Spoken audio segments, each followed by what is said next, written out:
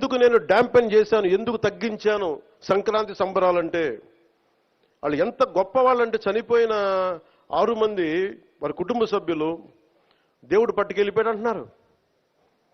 36 మంది గాయపడితే ప్రతి ఒక్కరిని పేరు పేరున పరామర్శిస్తే అందరూ కూడా నలిగిపోయి 100 మంది మీద పడిపోయారు. ఎంత ఉంటుంది ఒక ఆడపడుచు మీద పడిపోతే, పెద్ద ఆవిడ మీద పడిపోతే, తమిళనాడు నుంచి వచ్చారు. ఎలా ఉందమ్మా మీకంటే, కడవలు పాత్రికాంగ అయ్యా, కడవలు వెళ్ళి దేవుడు బయటికి తీసుకొచ్చాడు మమ్మల్ని అంటా ఉన్నారు.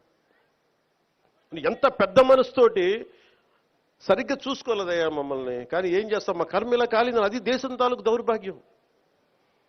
ప్రజలు ఇంత బాధ్యత ఇప్పుడు కష్టం వచ్చినప్పుడు ఎంత అద్భుతంగా చెప్పారంటే నాకు కన్నీళ్ళు వచ్చినాయి. నాకు నిన్న కరిగిపోయాను నేను. వీళ్ళ క్షమాపణలు చెప్పదు ఇంకెవరికి క్షమాపణలు చెప్తాం? ఏఈఓ కానీ, ఏఈఓ వెంకయ్య చౌదరి గారు కానీ, ఈఓ శ్యామలరావు గారు కానీ, చైర్మన్ బిఆర్ నాయుడు గారు కానీ, టీటీడీ బోర్డు సభ్యులు, పాలకా మండలి సభ్యులందరూ కానీ, మీరందరూ వచ్చి ఒక్కొక్క వ్యక్తి గురించి కథ వింటప్పుడు మీకు బాధ అర్థమవుతుంది. క్షమాపణలు చెప్పండి. మీరు క్షమాపణలు చెప్పి తీరాలి, వేరే దారి లేదు మీకు. మీరు క్షమాపణలు చెప్పడం వల్ల పోయిన ప్రాణాలు తిరిగి రావు, కానీ కనీసం ప్రజలు మిమ్మల్ని చూస్తూ ఉన్నారు. అది మటుకు జ్ఞాపకం పెట్టుకొని అందరూ తగ్గి క్షమాపణలు చెప్పండి. చాలా అవసరం ఇది. ఎందుకంటే ఈరోజు రాష్ట్రం మొత్తం, దేశం మొత్తం మీరు చేసిన తప్పుకి సంబరాలు జరుపుకోవడానికి ఆలోచిస్తూ ఉన్నారు. 4 లక్షల మంది ప్రజలు గరుడోత్సవాలకు వస్తే క్రౌడ్ మేనేజ్మెంట్ చేయగలిగేవాళ్ళు, అక్కడ చేయలే. 2500 మంది.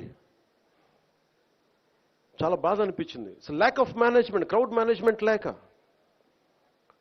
ఎవరిని ఎంతమందిని కూర్చోబెట్టాలి ఈ ఆలోచన లేక, అది కానిస్టేబుల్స్గా దగ్గర నుంచి అధికారులు, ఎస్ఐలు, సిఐలు, 1100 మంది పైచిలకు పోలీసు. కానీ దురదృష్టం జరిగిపోయింది.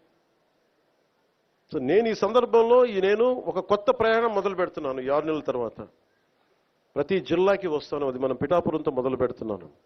ప్రతి గ్రామం, మన ఉప్పాడ దగ్గర నుంచి మత్స్యకార గ్రామాలు కావచ్చు, ప్రతి గ్రామం నేను వెళ్ళి కనుక్కొని, ఎందుకంటే నేను పనిచేయడానికి వచ్చాను మీకోసం.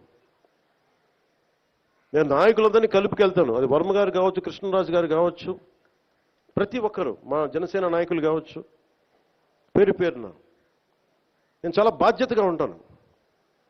ఇంత పని చేసేవాడిని అది గొడవ పెట్టుకోవాలంటే నేను వెనకండి, అది కూడా గుర్తుపెట్టుకోండి. నాకు అంత తెగింపు ఉండదు. మీరు అడవుల్లోకి వెళ్ళడానికి భయపడతారు. నాకు బిడ్డలు, నా 4 బిడ్డలు.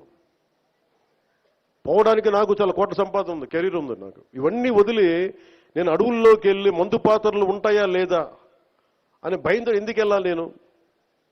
నాకు ఇష్టం అంత ప్రజలంటే, ప్రేమ నాకు. ఎంతసేపు కూర్చొని శ్రీశ్రీ కవితలు చదివి, బాలగంగాధర్ కవితలు చదివి అవి ఉటంకించడానికి నేను ఒక స్టేజ్ మీద, నేను కవిని కాదు, నేను పనిచేసేవాడిని. విప్లవకారుడు రాజకీయ నాయకుడు అయితే ఎలా ఉంటుంది, ఇలాగే ఉంటుంది. విప్లవకారుడు తుపాకీ పట్టుకోకుండా ఓటు నమ్మితే ఎలా ఉంటుంది, ఇలాగే ఉంటుంది. నా డబ్బు మీద మమకారం లేదు, పేరు మీద ఇష్టం లేదు, బాధ్యతే ఉంది నాకు. అందుకని నాతో ప్రేమైనా సరే, గొడవైనా సరే, రెండింటికి నేను సిద్ధం. అందుకని దయచేసి నేను డబ్బుకు ఆశపడో, పేరుకు ఆశపడో, నాకు భగవంతుడు కావాల్సినంత పేరు ఇచ్చాడు, అవసరమైనంత డబ్బు ఇచ్చాడు. నేను కోరుకుందల్లా మా నాన్న కష్టం చూశాను. నిజాయితీగా ఉండే ఒక వ్యక్తి ఎలా నలిగిపోతాడని నేను చూశాను. పడలేక అవినీతితోటి సెలవులు పెట్టేవాడు మా నాన్న, ఆయన కష్టం చూశాను.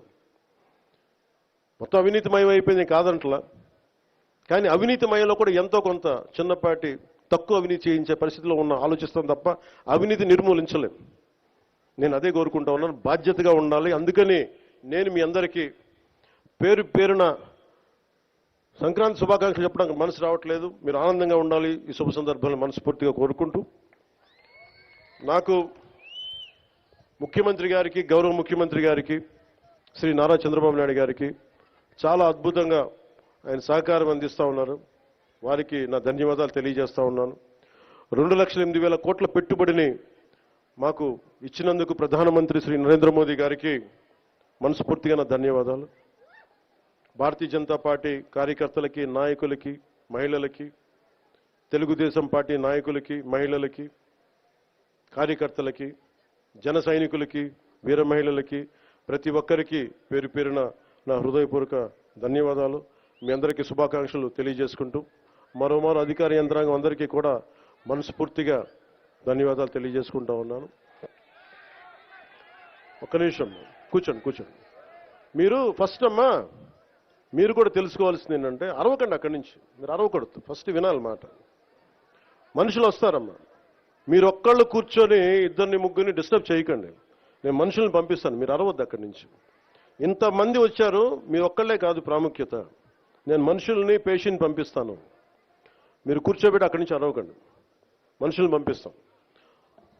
పిఠాపురం నుంచి చాలా అర్జీలు వచ్చినాయి. దాదాపు వచ్చిన అర్జీల్లో ప్రతిదీ పరిష్కరించాం. కొన్ని పరిష్కారం గురవ్వాలంటే కొన్ని లీగల్ సమస్యలు, కొన్ని ఏమో వాళ్ళు వ్యక్తిగతంగా చేసిన అప్పులు, అవన్నీ మనల్ని అడుగుతూ ఉన్నారు.